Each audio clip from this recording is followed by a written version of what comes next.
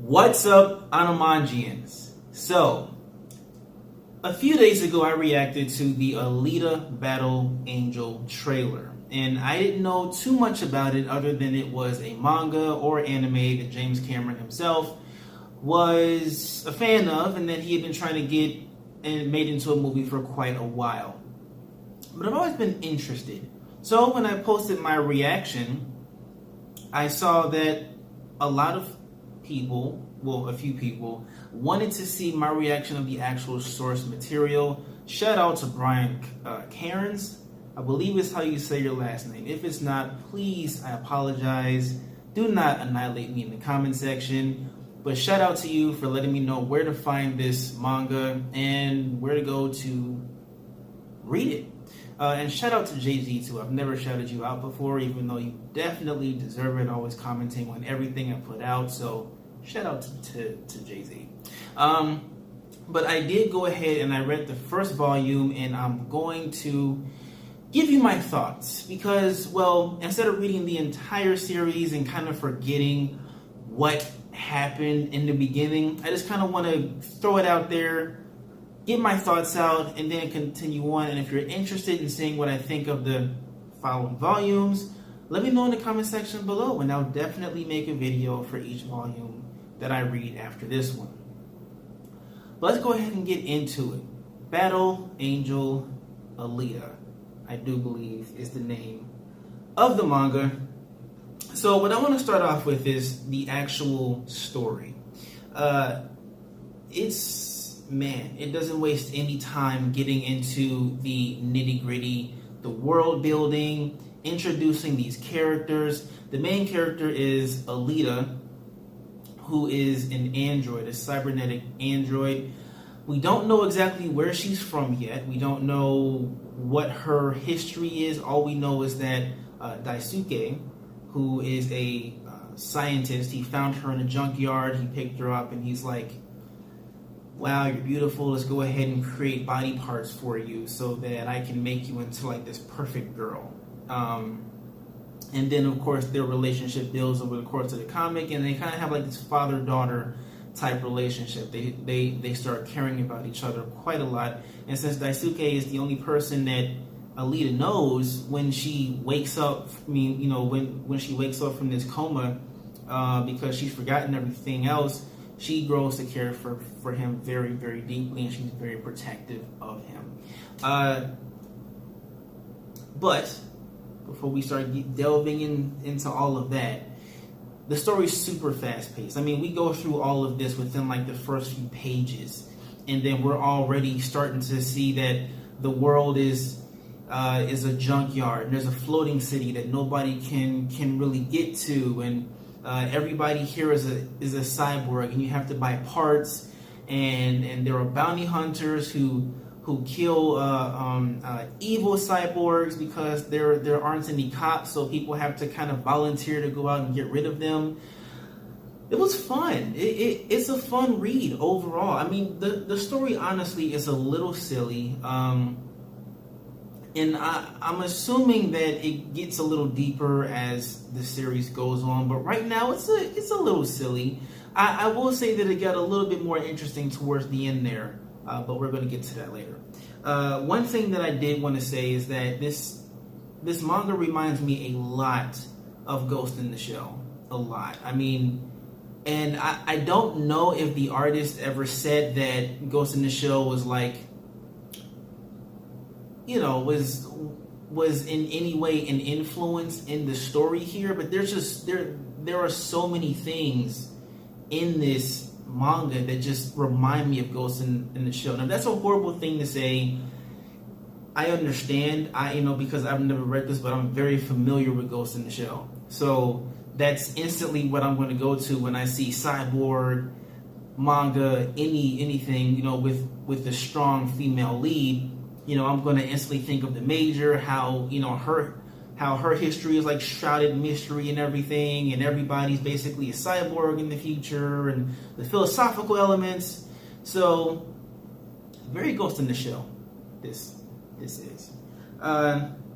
as far as the world building goes, I think that it's very interesting that it doesn't even seem like we start off where the real meat is. I believe that as the series goes on, that floating city is going to have a lot to do with Alita, where she came from, why everybody is down in the scrapyard, so to speak, living as cyborgs. Like, what is up there?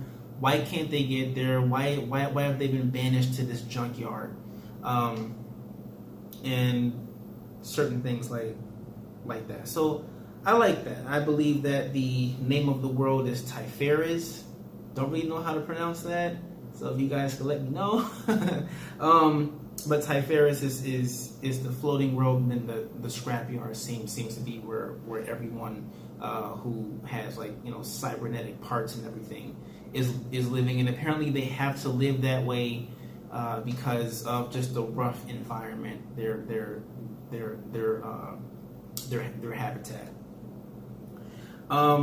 As far as the bounty hunter thing goes, you know, as far as like the cops just not kind of being there, so everybody has to be a bounty hunter, I do think that that's a very interesting thing to kind of throw in there, but it does seem kind of shoehorned in. I'm not even gonna lie. I think that it could lead to some really, really awesome stuff in the future, but for right now, because everything just moves so quickly, it's like, okay, now everybody's bounty hunters, so everybody can fight. It just opens the door for some pretty gruesome things, and believe me, this manga is extremely gruesome. Some pretty gruesome things to happen to a lot of people.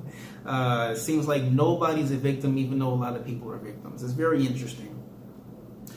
I was surprised to see that this manga definitely has a lot of philosophical elements. There's a moment at the end of the first volume where Alita's fighting this villain that we're going to talk about later, and he kind of talks about like his life and how certain things made him feel, and how her fight led him to a peaceful state. And that whole conversation to me was very deep and very meaningful, and I felt like that's something that you don't usually see. I mean, well, mangas, they are usually deep, but I liked it. I liked that the villain, even though he did seem like he was like Broly from Dragon Ball Z or something, just kind of like a, you know, punch man, I was happy to see that he had a little bit more depth to him at the end of the volume. So that's nice. On top of a lot of different things that happen throughout the story, with Alita and her wanting to live her own life, and even though the professor wants to fulfill his dreams and certain things like that, I just felt like it was really, really, really cool, and it gave the characters depth. There's this fighting style called the Panzerkunst.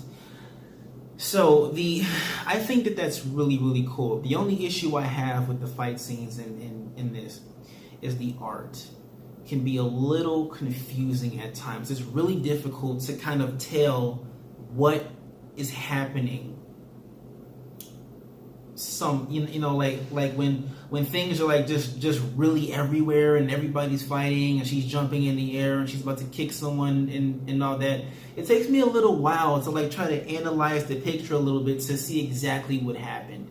I'm not going to say it's messy. Maybe it's just me and my eyesight is going bad or something, but honestly, it was a little confusing from time to time. Although sometimes the art is extremely impressive and very detailed. I mean, whether it's for something extremely graphic or for something that's, you know, just showing Alita with like her new body or something like that. It was very deep, detailed, drawn greatly, and that's something that I really appreciated. Now, one thing that I actually really was surprised by this, and that's because since my first experience with Alita was the trailer for the film, I thought that maybe we were going to be getting a dark and gritty manga, or I was going to be reading a dark and gritty manga, but when I opened it up and I started reading it, it was actually pretty funny. There's a lot of humor, a lot of levity, and it's, and it's silly, and it's not something that I was expecting at all. I mean, of course, looking at the trailer, you can see that it has kind of a silly premise or something, or whatever. But it looked like it was a serious movie. So now I'm wondering how is the movie really going to have some funny parts, or is it just going to be like, are they going to take it and turn it into something more serious? I don't know. I mean, the manga was created in 1990, so a lot has changed since then. But we'll see how that whole thing goes. I mean, there's a whole scene in the manga where a dog is able to come out of nowhere, face the bad guy, stop the bad guy, save someone in trouble, and run away. It's like, really? I mean, Alita in her Panzerkunst combat style wasn't good enough. A dog had to save her. So I thought that was pretty funny, and I liked it. As far as the characters, Alita is really childlike, which I was not expecting. I mean, I guess it makes sense because she doesn't know where she's from and she has amnesia. So she's kind of learning how to live all over again. Even though her maturity level kind of skyrockets near the end of the volume, I like that she is kind of like, growing up, instead of just out the gate, just like this this beast. So that was pretty cool. Daisuke and his feelings for Alita and his protective attitude that he has towards her, I think is the heart of the story, or it will be. And I think that that's pretty cool. The fact that you have someone who is somewhat of a love interest, but like in a fatherly way, and really he's just there to protect her, even though she's the one who should be protecting him, because he's pretty vulnerable. I don't think that he has any cybernetic parts at all. So just, the fact that he's so, like, I have to save Alita. I have to make sure that she's fine and everything, when honestly she doesn't even need all the help that he's trying to give her. I think that that's pretty amazing. Makaku was the villain I was talking about earlier, who had that whole scene with Alita at the end where he said that the fight made him feel like he was seen for the first time because she was trying to stop him. Spoiler alert, if you haven't read the manga already, this happens. And then he's able to die in peace. And I feel like that added a lot of depth to the character. I didn't think that I would like him at first, but the fact that he went out like that, it was like, oh, okay, he wasn't so bad. I don't have to go back and read his story again, but he wasn't so bad. I wonder if he's going to come back. Don't tell me, but I wonder if he's going to come back in some way. I doubt it, because he kind of died. Yeah, I think he's dead. And then you have Ganzu, who's just the professor's, I guess, sidekick, kind of helps him and Alita after their battles and everything, when they go out and try to stop all these evil cyborgs and everything. He's kind of the guy who fixes them up and performs upgrades and everything. So he hasn't really shown a lot of characterization except for like humor relief. Maybe he'll have a larger role in later volumes. I'm not sure, but overall, I actually enjoyed Battle Angel Alita. I thought that it was really cool, surprising in some respects. Was not expecting there to be so much humor. Was not expecting for the art to be a little confusing at times. I was not expecting for Alita to be childlike. But I guess that explains some of the scenes in the trailer. With a little bit of context, the trailer makes a little bit more sense now. And I feel like there's a lot of the first volume in this movie, because when I was reading it, I was like, oh, okay, those things match up. So I'm actually getting a little bit more excited for this movie now that I'm actually becoming familiar with the source material. But of course, that means I'm going to be way more judgmental of it now. So hopefully they make improvements where the manga failed. But we'll see. We'll see in a few months.